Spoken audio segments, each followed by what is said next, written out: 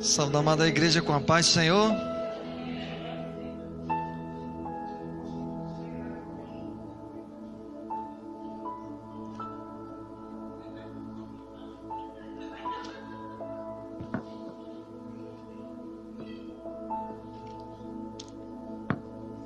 É muito bom ver as crianças assim envolvidas na obra, e você vê, né, como foi lindo, né? Como foi lindo. A gente vê aqui e já vê cada um, né, saudando, outra,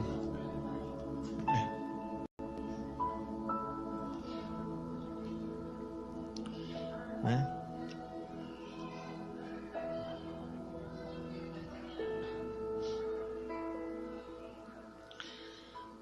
Foi muito bonita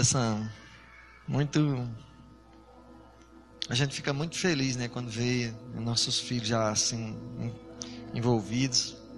É muito bom. Mas amém, né? Eu peço aos irmãos para abrirem as suas Bíblias na carta aos Romanos.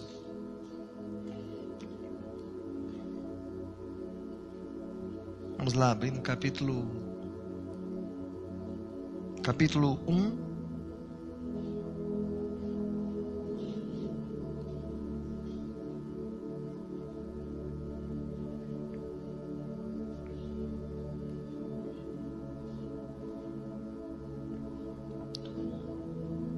Romanos.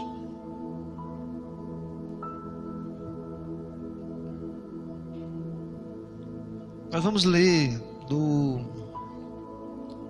capítulo do versículo 1 do capítulo 1 até o 17. Mas a princípio eu vou ler só o primeiro versículo aqui e a gente vai orar.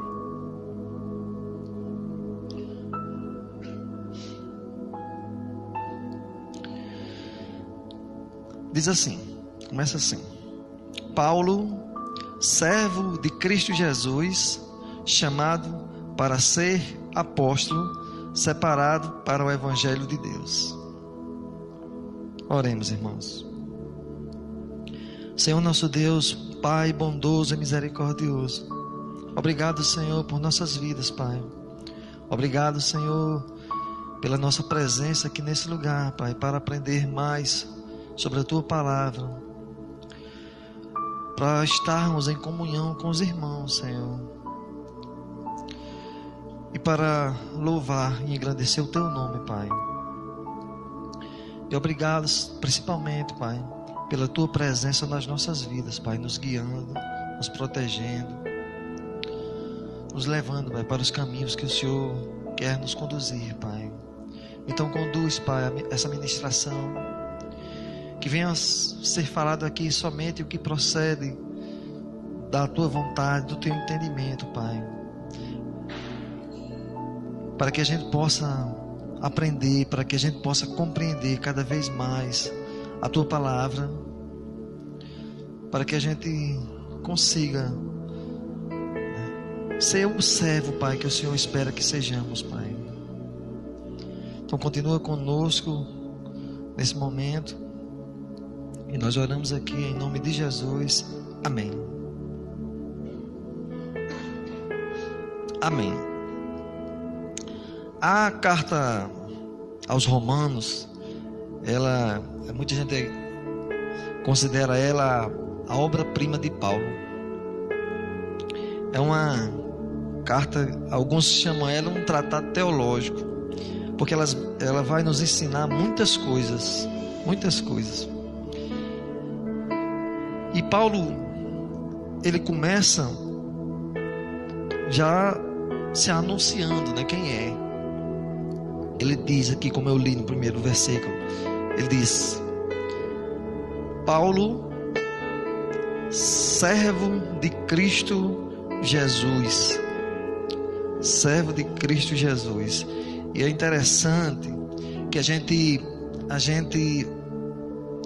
quando vive no mundo, né, a gente sabe que existem muitas questões filosóficas que permeiam a nossa mente, nossos pensamentos. Tipo, quem sou eu? Qual é a minha missão na terra? De onde eu vim? Para onde eu vou? Essas questões perturbam o mundo e muitas pessoas buscam a resposta para esses pensamentos, mas Paulo sabe muito bem dessa resposta. E quem é cristão sabe também. Quem é cristão sabe também. Quando ele diz Paulo, servo de Cristo Jesus, ele sabe quem ele é. Ele é servo de Cristo. E é assim que nós também temos que nos reconhecer. Quem somos nós? Nós somos servos de Jesus Cristo. É isso que nós somos. É isso que nós deveremos buscar a ser. E aí eu digo assim, e de onde eu vim? De onde eu vim? Nós sabemos de onde nós viemos também. Nós que entendemos e conhecemos a palavra, mesmo que você ainda não tenha se rendido aos braços do Senhor, mas você sabe de onde nós viemos. Nós somos feitos, imagem e semelhança do Pai, de Deus. É de lá que nós viemos. E para onde é que nós vamos voltar? Nós vamos voltar para os braços dele. É isso que nós vamos fazer. E qual é a nossa missão? Qual é a nossa missão nesse mundo? Ele diz assim, Paulo: chamado para ser apóstolo. Chamado para ser apóstolo. E qual é o seu chamado? Qual é o chamado de cada um de nós? O que é que Deus tem colocado no seu coração? Qual é o seu chamado? Porque a gente consegue compreender muitas vezes que Deus ele derrama os dons nas pessoas. E muitas vezes esses dons já vão lhe dando um norte, de qual é o seu chamado. Então a gente vai muitas vezes seguindo, alguma coisa que a gente gosta de fazer, e quando a gente pensa que não, nós estamos atendendo o chamado de Cristo, estamos dentro daquela atribuição que Deus nos deu. E aí muitas vezes a gente começa a descobrir, qual é o nosso chamado. Então, mas nós temos que orar e perguntar ao Senhor: Senhor, qual é o meu chamado? Porque para pregar o Evangelho, todos nós somos chamados, sim. Todos somos, mas tem mais coisas que nós somos chamados. Eu estava dizendo a vir nesses dias que é interessante, Ele um dia entregaram o microfone na mão dele, ele começou a cantar. Então ele tem um dom para cantar. E o dom, foi Deus que deu. Ele não preparou quando era criança, ele simplesmente botaram o microfone na mão dele, ele começou a cantar. E a gente vê, Xalana botaram o microfone na mão dela, ela está falando até hoje, mas e continue assim, Também tem um dom. Nem todo mundo pode ter o dom assim, de falar, de vir para um púlpito para pregar, mas nós temos capacidade para muitas outras coisas. Deus vai nos capacitando e vai nos colocando coisas que a gente acha que nunca fez. De repente, quando você se vê naquela situação, faz muito bem, Se sai muito bem naquilo ali. Pode ser o seu chamado. Então vamos começar a analisar nossas vidas para a gente ver onde é que está o meu chamado. Mas a palavra do Senhor, ele vem dizendo assim, Vou ler aqui, ele continua dizendo assim: separado para o Evangelho de Deus. Separado para o Evangelho de Deus. E eu quero trazer essa mensagem para que a gente venha fazer uma reflexão. Que tipo de servo nós seremos? Que tipo de servo do Senhor nós seremos? Ou nós precisamos ser? E eu vou lhe dar um exemplo aqui, a partir da vida de Paulo. As coisas que ele fez, o pensamento dele, como ele agiu. Porque ele diz mesmo lá em 1 Coríntios, ele diz: sede meus imitadores, como eu sou de Cristo. Então, vamos ver a vida de Paulo nesses poucos versículos aqui, mas vamos entender, vamos ver o que a gente consegue extrair daqui, para que a gente possa aprender a ser servos melhores. E ele diz assim, separado para o evangelho de Deus. E ele continua aqui, até o versículo 5, contando o que é esse evangelho. O qual foi prometido por ele de antemão por meio dos seus profetas nas escrituras sagradas acerca de seu filho, que como homem era descendente de Davi e que mediante o Espírito de santidade foi declarado Filho de Deus com poder pela ressurreição dentre os mortos, Jesus Cristo nosso Senhor. Por meio dele e por causa do seu nome recebemos graça e apostolado para chamar dentre todas as nações um povo para a obediência que vem pela fé. E ele vai falar, é esse o evangelho. E a gente entende. O que é o evangelho então? Ele fala aqui. O evangelho é a boa notícia. Evangelho quer dizer boa nova, é uma boa notícia. E que boa notícia é essa que Paulo vem pregar? Quando a gente conhece, quando a gente procura reconhecer a história que Deus vem nos contando a partir da Bíblia, nós sabemos que em algum momento nós falhamos como seres humanos. Adão cometeu um pecado, o pecado da desobediência, e ele foi afastado do Senhor. Ele foi afastado por causa disso. Porque qual era a nossa missão? O que é que fomos feitos para quê? Nós fomos feitos para viver na presença do Senhor. Mas nós fomos afastados pelo pecado de Adão. E a boa nova que a Bíblia vem anunciando desde o Antigo Testamento é que Deus, com a sua misericórdia, Ele enviou o seu Filho para nos salvar. Ele enviou o seu Filho para nos salvar.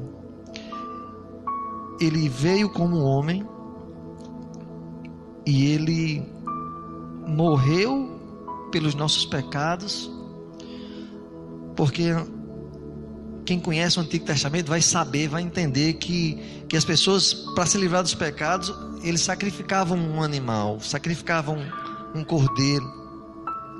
E Jesus foi enviado como esse cordeiro, né? Jesus Cristo é o Cordeiro de Deus que tira o pecado do mundo. Em 1 Coríntios, a partir do capítulo 15, ele fala sobre um pouco sobre isso. Sobre a ressurreição de Cristo. E aqui a gente vai tirar um pouquinho conhecer aqui mais um pouquinho de Paulo também. 1 Coríntios 15, ele diz assim: irmãos, a partir do versículo 1, diz: irmãos, quero lembrar-lhes o evangelho que lhes preguei, o qual vocês receberam e no qual estão firmes. Por meio deste evangelho vocês são salvos, desde que se apeguem firmemente à palavra que lhes preguei. Caso contrário, vocês têm crido em vão. Pois o que primeiramente lhes transmiti foi o que recebi, que Cristo morreu pelos nossos pecados, segundo as Escrituras, foi sepultado e ressuscitou no terceiro dia, segundo as Escrituras. E apareceu a Pedro e depois aos 12. Depois disso, apareceu a mais de 500 irmãos, de uma só vez, a maioria dos quais ainda vivem, estavam vivos na época que ele escreveu essa carta, embora alguns já tenham adormecido. Depois apareceu a Tiago e então a todos os apóstolos. Depois destes apareceu também a mim, como a um que nasceu fora de tempo, pois sou o menor dos apóstolos e nem sequer mereço ser chamado de apóstolo. Mas pela graça de Deus sou o que sou. A sua graça para comigo não foi inútil. Antes, trabalhei mais do que todos eles, contudo, não eu, mas a graça de Deus comigo. Portanto, quer tenha sido eu, quer tenha sido eles, é isto que pregamos, e é isto que vocês creram. Ou seja, Jesus ressuscitou e foi visto por muita gente. Mas e o que a gente pode aprender aqui sobre Paulo, que é como ele diz aqui, ele diz que não merece nem ser chamado de apóstolo, porque perseguiu a igreja de Deus.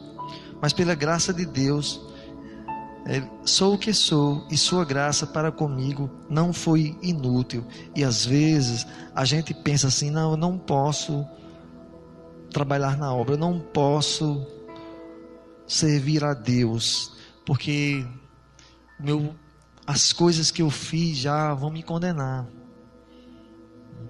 porque eu menti, porque eu traí, porque eu enganei. Muitos vão dizer porque eu matei, porque roubei. Muitos vão dizer porque me separei. Outros vão dizer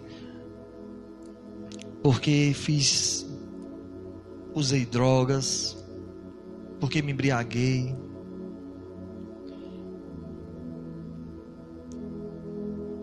Mas não, irmãos, não. A graça de Deus não será inútil na sua vida. Não será inútil na sua vida. Não será como não foi na vida de Paulo, porque Paulo perseguia os cristãos. Perseguia os cristãos. Ficava olhando enquanto eles eram assassinados. Estava presente quando Estevão foi apedrejado. Então ele perseguiu, mas ele foi chamado, como muitos de nós fomos chamados. E quando a gente volta aqui para Romanos, no versículo 6, ele diz assim: e vocês também estão entre os chamados para pertencerem a Cristo Jesus. Ele está enviando essa carta para os romanos e está dizendo isso a eles.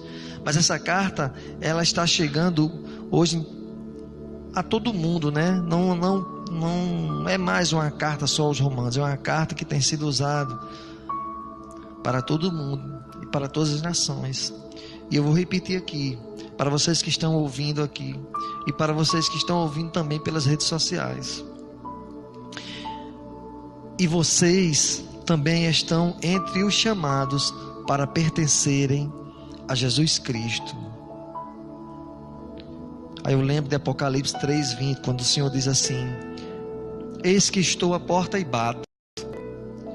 Quem ouvir a minha voz e abrir, eu entrarei e cearei com ele e ele comigo. Vamos ouvir a voz do Senhor. Vamos ouvir o chamado dele. Vamos saber que chamado é esse, qual é o nosso dom. Vamos buscar. E aí, quando a gente continua aqui no 7, a palavra do Senhor diz assim: a todos os que em Roma são amados de Deus e chamados para serem santos, a vocês graça e paz da parte de Deus nosso Pai e do Senhor Jesus Cristo. Antes de tudo, sou grato a meu Deus mediante Jesus Cristo por todos vocês, porque em todo o mundo está sendo anunciado a fé que vocês têm. Deus, a quem sirvo de todo o coração, pregando o evangelho de seu Filho, é minha testemunha de como sempre me lembro de vocês em minhas orações, e peço que agora, finalmente, pela vontade de Deus, seja-me aberto o caminho para que eu possa visitá-los. E aí aqui a gente vamos tirar duas lições aqui dessa passagem que eu li, sobre o comportamento de um servo do Senhor. É quando ele diz assim, no 9, ele diz assim: Deus a quem sirvo de todo o coração. E é assim que nós devemos servir ao Senhor, de todo o coração. É de todo o coração que a gente deve servir, porque como foi falado aqui na palavra, quem é que ele busca adoradores que o adorem em verdade e em espírito. E a gente faz isso quando a gente faz isso de todo o coração. E a gente entende também a palavra do Senhor, que a gente diz assim: buscar-me-eis e acharei quando me buscardes de todo o coração, e eu me revelarei a vós. É assim que a gente encontra Jesus, é buscando de todo o coração, é querendo saber quem é esse Jesus. Foi assim que eu encontrei. Eu disse: quem é esse Jesus que mudou a minha família? E eu busquei, com todo o meu coração, e Ele se revelou a mim. Ele se revelou a mim. Então é assim que faz um servo do Senhor. Ele serve de todo o coração. Ele serve de todo o coração. E ele diz aqui também: sempre me lembro de vocês em minhas orações. O servo, ele lembra, ele ora e ele lembra dos outros. Ele coloca os outros nas orações. Ele está sempre lembrando de alguém e orando por ele, orando pelas pessoas, porque nós precisamos, irmãos, orar uns pelos outros. Nós precisamos sim, porque a oração de um justo, ela faz efeito na vida, né, dos irmãos. Ela faz efeito. Então oremos. Então, o que é que a gente entende até agora sobre o servo? Um verdadeiro servo, né? Ele serve com todo o coração, ele serve com amor, ele ora pelos outros. E a partir do 11, a palavra do Senhor diz assim: anseio vê-los a fim de compartilhar com vocês algum dos dons espirituais, algum dom espiritual, para fortalecê-los. Isto é, para que eu e vocês sejamos mutuamente encorajados pela fé.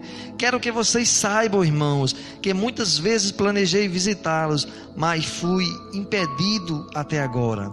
E a gente vai entender aqui mais algumas coisas sobre essa passagem, né? Ele diz assim: meu propósito é colher algum fruto entre vocês, assim como tenho colhido entre os gentios.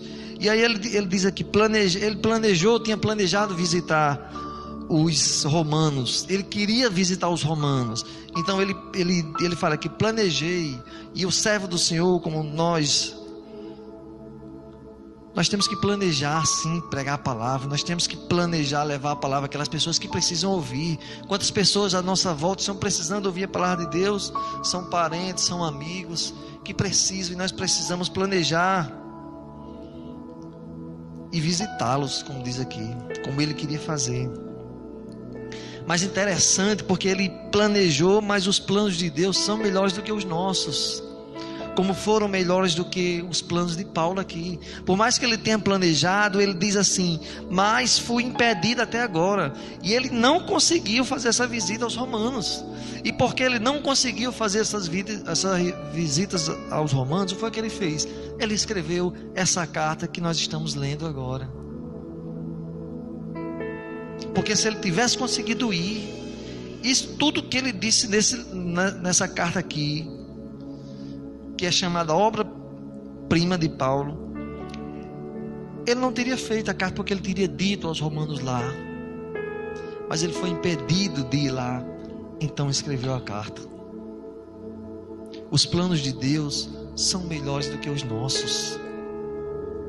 Nós não sabemos, nós não entendemos, mas a gente acaba descobrindo por quê. O tempo vai nos mostrar. E a gente vai entender. Agora que eu entendi porque aquilo aconteceu. E aí ele diz assim, no 14, mais uma característica de um servo. Ele diz: sou devedor tanto a gregos como a bárbaros, tanto a sábios como a ignorantes. Sou devedor.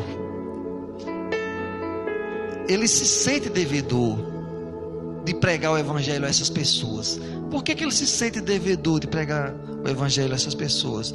É um sentimento de gratidão, porque ele reconhece a salvação que Deus proporcionou à vida dele, e é um preço que foi pago por sangue na cruz, é um preço que ele não pode pagar.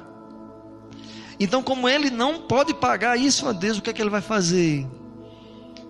eu vou retribuir pagando aos irmãos, ao meu próximo. E ele faz isso. Então ele se sente devedor de pregar o evangelho. E ele faz isso por gratidão. Ele faz isso por gratidão. Ou seja, mais uma característica de um servo de Deus, ele é grato. Nós somos gratos. Nós somos o tipo que vê sempre o copo meio cheio, a gente nunca vê meio vazio. Quem conhece a história do copo é que as pessoas, muita gente recebe um copo com a metade d'água. Alguns vão lamentar porque só tem meio copo d'água. E outros vão pegar esse copo e vão dizer: obrigado, Senhor, Tu és maravilhoso. Meio copo d'água, Pai. E vai agradecer por isso, porque ele poderia estar com sede ainda. Então nós somos gratos por tudo à nossa volta. E essa é uma característica de um servo de Deus, a gratidão. E no 15 ele diz assim: por isso estou disposto a pregar o evangelho também a vocês que estão em Roma. Estou disposto. O servo de Deus, ele está disposto. Ele é disposto a pregar o evangelho. Muitas vezes a gente diz: não, eu tenho disposto, a pessoa canta também, que vai pregar, que vai, mas às vezes quando na hora a gente não consegue, né? Muitas vezes nem sempre está tão disposto assim, mas nós temos que estar disposto, nós temos que estar pronto, sim.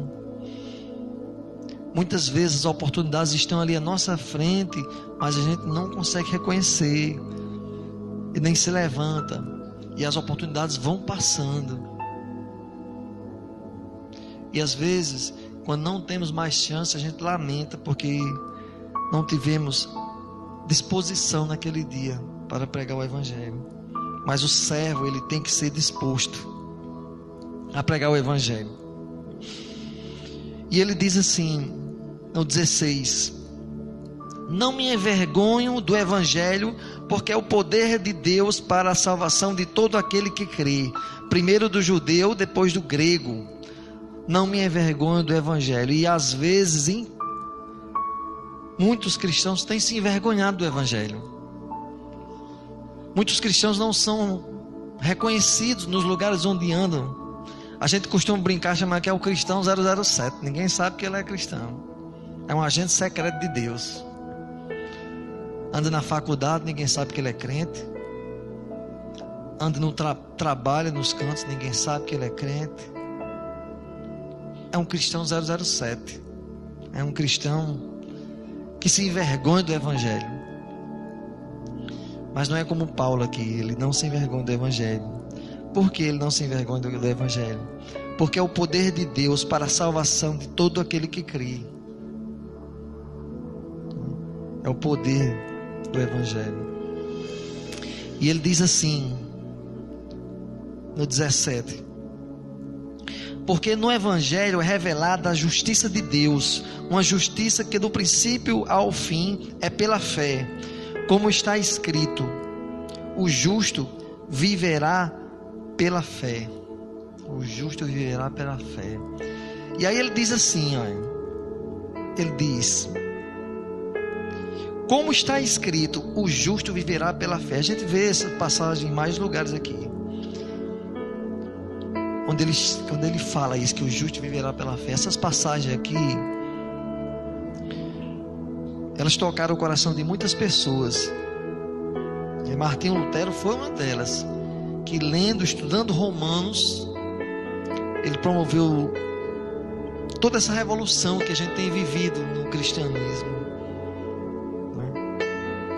tentando tirar muitas pessoas do engano, né? Das indulgências, das coisas que assombravam, digamos assim, os cristãos naquela época. Mas aí a gente diz assim, como ele diz, como está escrito, o justo viverá pela fé. Agora onde é que está escrito isso? Onde é que está escrito isso? Está escrito em Abacuque. Abacuque. Vamos para lá. Vamos abrir e a gente não volta mais para Romanos, não. A gente vai finalizar aqui em Abacuque. nós vamos entender por que o justo viverá pela fé.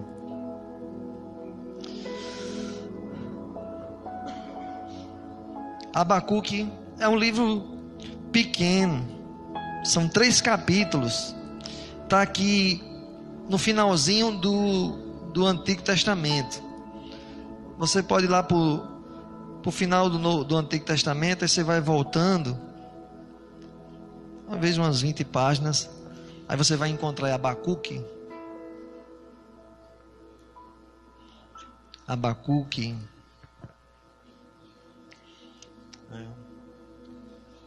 E Abacuque, ele vai dizer assim, a advertência, ele começa assim no capítulo 1. A advertência revelada ao profeta Abacuque. Capítulo 1, o versículo 1 e 2. Eu vou ler só o versículo e o comecinho do 2. Só para a gente entender aqui.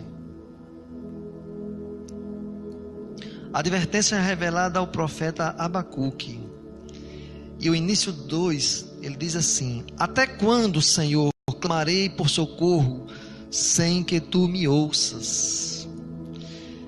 Isso, Abacuque está fazendo uma queixa ao Senhor. É uma queixa que muitas vezes nós fazemos. Sejamos, mesmo que já sejamos cristãos que aceitamos Jesus ou não, nós fazemos essa queixa. Senhor, até quando clamarei por socorro, sem que tu me ouças?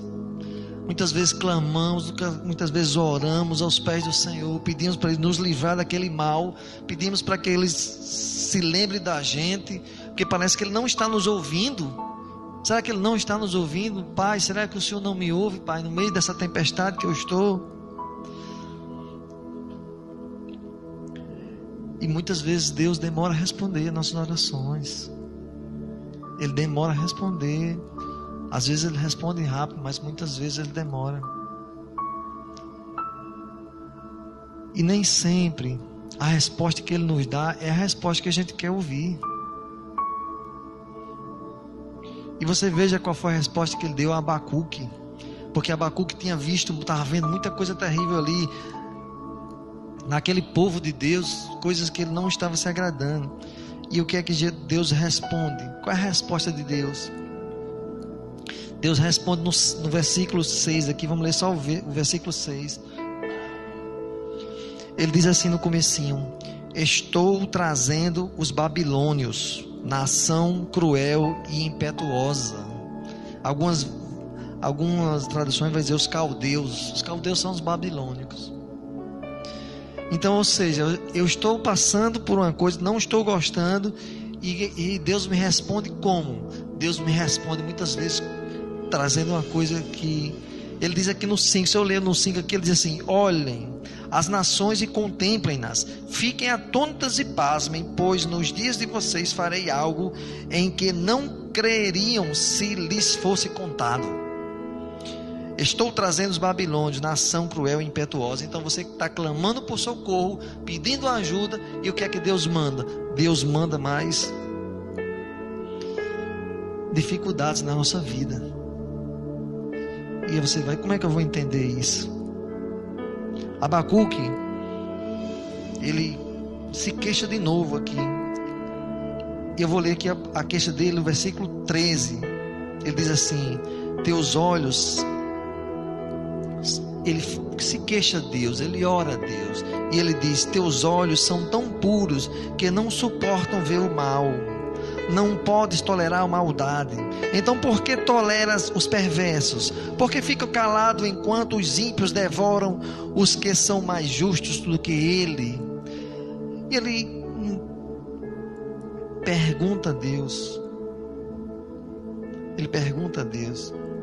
por que, Senhor? Se o Senhor não tolera a maldade, o Senhor permite essas coisas, Pai. Muitas vezes nos perguntamos sobre isso, sim. Muitas vezes isso permeia a nossa cabeça. Mas aí Deus responde de novo aqui. Ele diz assim, ó. Ele começa aqui no capítulo 2, versículo 2. Ele diz: então o Senhor me respondeu: escreve claramente a visão em tábuas, para que se leia facilmente, pois a visão aguarda um tempo designado. Ela fala do fim e não falhará. Ainda que demore, espere-a, porque ela certamente virá e não se atrasará. E ele diz assim no 4: escreva. O ímpio está envaidecido, seus desejos não são bons, mas o justo viverá pela sua fidelidade. Alguns são, na tradição, pela sua fé. A fé e a fidelidade, nessa passagem, tem a ver com a confiança no Senhor. É a confiança no Senhor. Então, diante da tribulação, é a confiança do Senhor que nós devemos ter. É isso que é viver pela fé. E aí eu assisti esses dias uma cena de um filme. É o filme Forrest Gump. Quem é que lembra do filme Forrest Gump? Quem já assistiu? Eu vi uma passagem da tempestade que tem lá o amigo Tenente Dan, que é o amigo de Forrest Gump. O amigo dele, esse Tenente Dan, ele é revoltado com Deus porque ele perdeu as pernas na guerra, e eles estão num barco no meio do mar tentando pescar camarão, e não tem dado certo porque eles não tinham conhecimento nem habilidade para fazer aquilo ali. Eles foram num sonho, buscando um sonho, mas não tem conseguido. E no meio de tentando pescar esses camarões, aí o Tenente Dan diz assim Forrest Gump pergunta a Tenente Dan: Tenente, como é que a gente vai conseguir pescar? E Tenente Dan diz assim: o jeito de você orar aí pro seu Deus. E aí ele começa a ir para a igreja, aquele negócio todo, e ele fala que está na igreja, e o Tenente Dan às vezes vai, mas às vezes está lá às vezes está até bebendo, mas não liga para nada, e está lá fora orando, clamando no louvor, no coral, pedindo a intercessão do Senhor. E aí, num momento que eles estão de volta no barco, só tentando pescar de novo, quando puxa a rede, não cai nada. E aí Tenente Dan, assim, aquele jeito que ele é revoltado com Deus, ele diz assim, até um palavrão assim: onde diabo está o seu Deus? Diz desse jeito. E Forrest Gump diz assim: parece até que Deus ouviu naquela hora. E aí começa uma tempestade. Eles no meio do mar, e começa essa tempestade.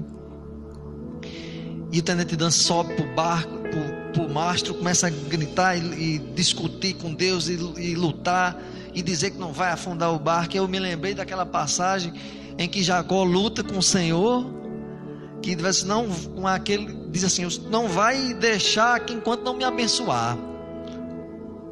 E é interessante também que na passagem, é até parecido com o filme, porque o anjo toca na perna de Jacó, e Jacó depois fica até aleijado, mas ele abençoa. E nessa passagem do filme fica lá aquela luta. Aí quando muda a cena do filme, que aí mostra uma repórter no cais, mostrando todos os barcos que estavam no cais, todos eles foram destruídos por causa da tempestade. A tempestade passou pelo cais, destruindo todos os barcos. O único barco que ficou foi justamente o deles, que estava lá em alto mar. E aí o negócio dele prosperou, porque não tinha mais concorrência. E quando eles jogavam a rede, eles conseguiam pescar camarão. Então muitas vezes acontece isso, nas nossas vidas. Nós estamos passando numa tempestade, mas nós não sabemos o porquê, nós não conseguimos entender e compreender. Mas daqui a pouco a gente vai entender, sim. Quando chegar o momento certo, nós vamos entender: foi por isso. E muitas vezes, muitos de nós passamos por situações difíceis. Eu costumo dizer assim: por que então, Senhor, que você tira alguém daquela situação traz para o evangelho. E aquela pessoa muitas vezes vai ser usada justamente pelas coisas que ele passou. Aquilo vai servir de testemunho para outras pessoas. Porque quem é que vai entender um drogado melhor do que alguém que tenha saído de lá, que Deus resgatou do meio das drogas? Ele sim vai entender aquilo ali. Quem é que vai entender alguém que passou por situações difíceis, que poucos passaram, e que muita gente vai olhar e dizer, não, esse rapaz não tem jeito para ele não. E de repente Deus traz um que teve jeito sim. É alguém que tirou das drogas, alguém que tirou das bebidas, é alguém que tirou de roubo, de coisas erradas, de assassinato. É gente que vem de relacionamentos com problema. São pessoas que tiveram que não tiveram quase chance na vida, mas que Deus resgatou de lá para mostrar, né, que a graça dele não foi inútil na sua vida. A graça dele não é inútil na sua vida. E a gente entende, né? Veio descobrir aqui onde é que está escrito que o justo viverá pela fé. É em Abacuque, é um livrozinho pequeno com 3 capítulos, mas ele termina no capítulo 3 aqui com a oração. E ele diz assim, no capítulo 3, versículo 2, ele diz assim: Senhor, ouvi falar da tua fama, tremo diante dos teus atos, Senhor. Realiza de novo em nossa época as mesmas obras, faze-as conhecidas em nosso tempo. Em tua ira, lembra-te da misericórdia. E ele vai falando aqui das coisas grandes que o Senhor tem feito, o poder de Deus sobre os homens. E a partir do versículo 17, capítulo 3, 17, ele diz assim: mesmo não florescendo a figueira, e não havendo uvas nas videiras, mesmo falhando a safra de azeitonas, não havendo produção de alimento nas lavouras, nem ovelhas no curral, nem bois nos estábulos, ainda assim eu exultarei no Senhor e me alegrarei no Deus da minha salvação. O Senhor, o soberano, é a minha força.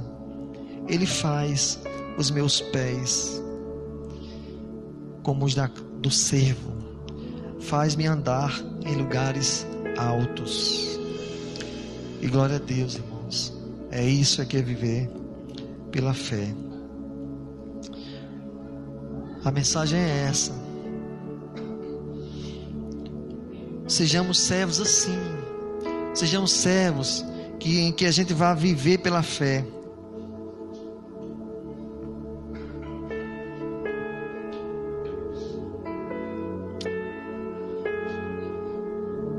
E eu agradeço a oportunidade, em nome de Jesus. Amém.